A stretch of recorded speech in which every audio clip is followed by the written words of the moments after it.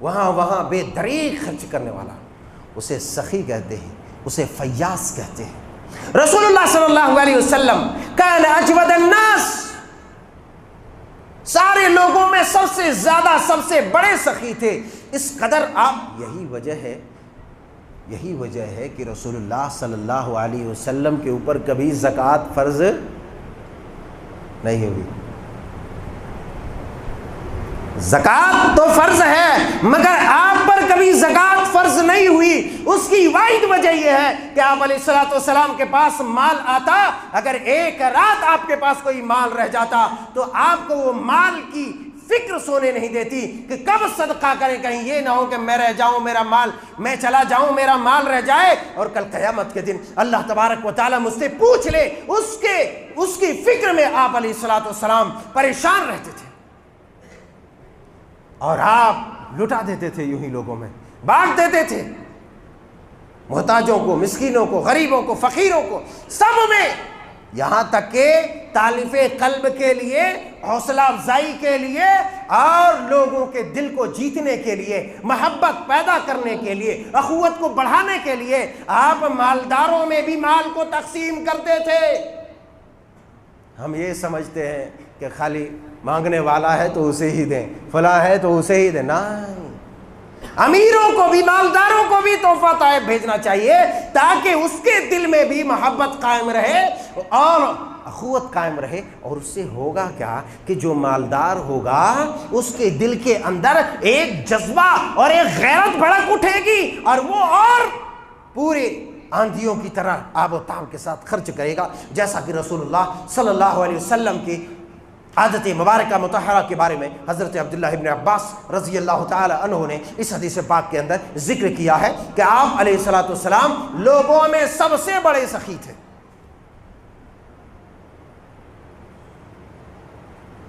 اجود ما یکون فی رمضان حین یلقاہ جبریل علیہ الصلوۃ والسلام، روز رسول اللہ صلی اللہ علیہ وسلم کے ساتھ پاس جبریل امین آتے، اور جب جبریل آتے تو آپ خرچ کرنے میں، لٹانے میں اور شدت اختیار کرتے، اور تیزی آ جاتی، بے دریغ لٹاتے۔ اس کی برق رفتاری کا تذکرہ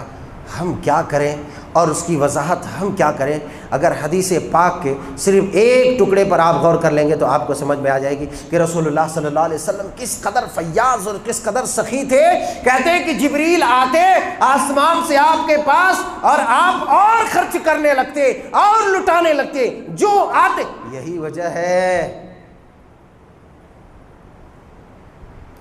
کہ خانہ نبوت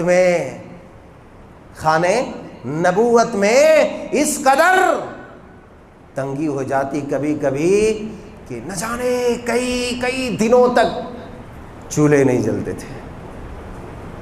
خانہ نبوت کا یہ حال ہے۔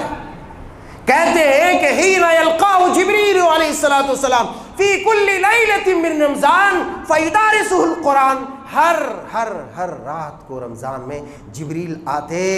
اور آپ کی فیاضی اور بڑھ جاتی، اور ہے کہ آپ علیہ الصلوۃ والسلام جبریل کے ساتھ مل کر قرآن کی تلاوت کرتے، قرآن کا دور کرتے،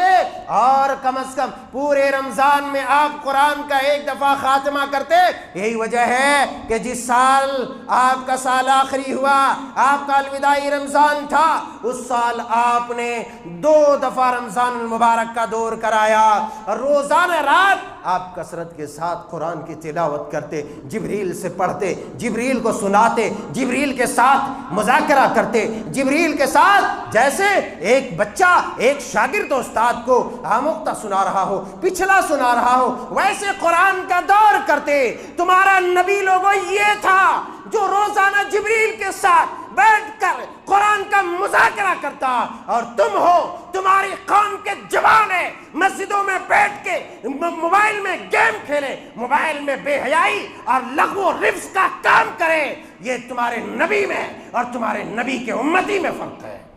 اور یہ تمہاری تباہی کا سبب ہے کہ تم نے گھروں کو تک گندا کر دیا، مگر گھروں میں سب سے مقدس جو گھر اللہ کا گھر مسجد ہے، اس کو بھی تم نے گندا اور گدلا کرنے کی کوشش کی ہے۔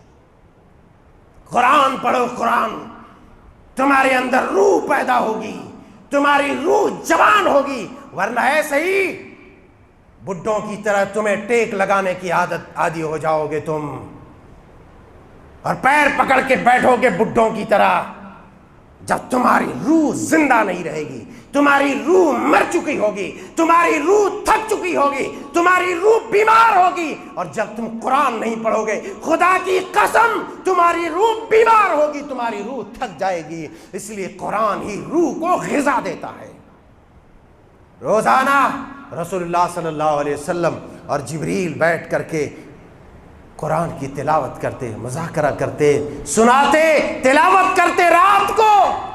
ہم رات کو سوتے بھی نہیں، گیموں میں اور فیس بکوں میں گزار دیتے ہیں۔ اپنی زندگی کو بدلو۔ اگر اس رمضان کے اس پربہار موقع پر اپنی زندگی میں انقلاب نہیں لائے تو یاد کر لو تم کبھی بھی نہیں لا سکتے، تم کبھی بھی نہیں لا سکتے۔ مزید رسول اللہ صلی اللہ علیہ وسلم کے متعلق حضرت عبداللہ ابن عباس بیان فرماتے ہیں کہ رسول اللہ صلی اللہ علیہ وسلم حین یلقاہ جبریل، جب جبریل علیہ السلام آتے تو اجود بالخیر من الریح المرسلہ، آپ اس قدر لوگوں میں خرچ کرتے، لٹاتے جیسے تیز تند آندھی ہو۔ ریح مرسلہ، ہوا اگر کم سے کم بھی چلے، کتنے اسپیڈ میں پنکھا ہوگا، کون ہاتھ لگائے گا؟ بولو، کوئی لگائے گا؟ چلا جائے گا ہاتھ، کم سے کم تیز اگر ہوا۔ لیکن رسول اللہ کا شاگرد بیان کرتے ہیں کہ من ریح المرسلہ، تیز تند آندھی کی طرح آپ لٹاتے جاتے تو رمضان المبارک کی برکتوں اور فضیلتوں سے فیضیاب ہونے کا ایک ذریعہ قرآن کی تلاوت بھی ہے، چونکہ قرآن کا مہینہ ہے۔ اور اگر قرآن کے مہینے میں تم نے قرآن کی تلاوت نہیں کی، ربیع الاول میں تم نے عید میلاد منا لیا، اپنے جنم دن پر، برسی پر، سالگرہ پر تم نے اہتمام کر لیا، لیکن قرآن کا جو سالگرہ ہے، قرآن کا جو مہینہ ہے، اس مہینے میں تم نے قرآن کی طرف دیکھا نہیں، تم سے بڑا حرمہ نصیب اور تم سے بڑا بدقسمت کوئی ہو ہی نہیں سکتا۔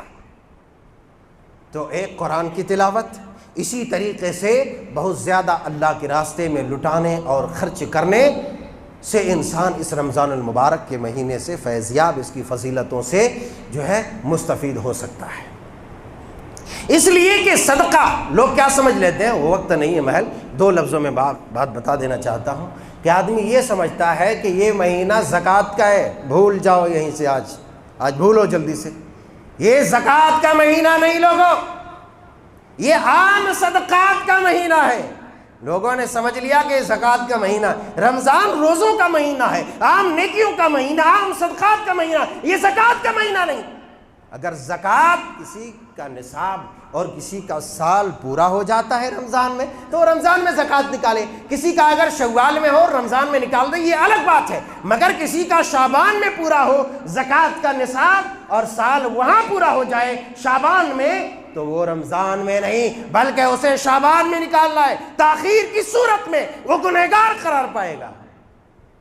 زیادہ تر لوگ کیا کرتا ہے، رمضان میں دے دیتے ہیں دائیں بائیں کر کے، وہ بھی زکوٰۃ کما حق کہو ادا نہیں کرتے بعض لوگ، سب کو نہیں بول رہا، بعض لوگ، تو یہ بہت بڑی بدقسمتی ہے ہماری، تو ایسا نہیں ہونا چاہیے۔ زکوٰۃ کا مہینہ نہیں، اگر کسی کی زکوٰۃ فرض ہوئی ہو رمضان میں، نصاب پورا ہوا ہو، سال گزرا ہو، تو آپ رمضان میں نکالیں، نہیں تو جب آپ کا پورا ہو جا رہا ہو تب نکالیں، ورنہ آپ گنہگار۔ اور زکوٰۃ کے معاملے میں ایک بات اور یاد رکھو، تم اپنے کھانے سے زیادہ اس کا اہتمام کرو اور گنتی کو یاد رکھو کہ یہاں آج میں نے شروع کیا ہے اور یہاں آ کر کے زکوٰۃ ہمارے اوپر فرض ہو رہی ہے، نصاب یہاں پورا ہو رہا ہے، سال یہاں پورا ہو رہا ہے، تو اسی دن آپ کو نکالنا ہے، اسی وقت نکالنا ہے، تاخیر کی صورت میں آپ گنہگار ہو سکتے ہیں۔ اس لیے یہ عام صدقہ کا مہینہ، جہاں جی چاہو وہاں خرچ کرو، جائز جگہوں پر لوگوں کو دو۔ انشاءاللہ اگر وقت رہا تو آئندہ اس پر تبصرہ ہوگا، نہیں تو دیکھا جائے گا انشاءاللہ آئندہ جمعے، چونکہ اب آج کم از کم ایک ہفتہ تراویح کا اہتمام کرو، ایک ہفتہ، اس کے بعد میں انشاءاللہ آئندہ جمعہ تراویح کے فضائل، تراویح کے تعداد رکعات کتنی ہے، یہ ساری چیزوں پر تبصرہ کروں گا انشاءاللہ تبارک و تعالیٰ، کیونکہ دیکھا یہ جاتا ہے پہلے دن وہاں تک،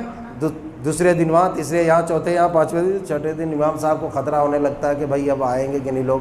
تو ایسا نہیں ہونا چاہیے۔ انشاءاللہ آئندہ جمعہ اس ضمن میں ہم گفتگو کریں گے۔ اب انہی باتوں پر اتفاق کرتے ہیں اور اللہ سے دعا کرتے ہیں کہ پروردگار ہمیں وہ تمام کام سے دور رکھ پروردگار جس کام سے ہماری نیکیاں ہم سے چلی جائے، ہمارے روزے خراب ہو جائے، اور وہ تمام کام کی ہمیں توفیق دے جن سے ہماری عبادات اور ہمارے روزوں کی حفاظت ہو اور ہمارے جسم کی، ہماری جان کی حفاظت ہو۔ آمین تقبل یا رب العالمین۔ پروردگار ہم جو اتنی محنت مشقت کے ساتھ تیری رضا کے لیے روزے رکھتے ہیں، عبادت کرتے ہیں، پروردگار اس کو تو شرف قبولیت سے نواز، ہماری لغزشوں کو، ہماری خطاؤں کو تو درگزر فرما۔ آمین تقبل یا رب العالمین۔ وآخر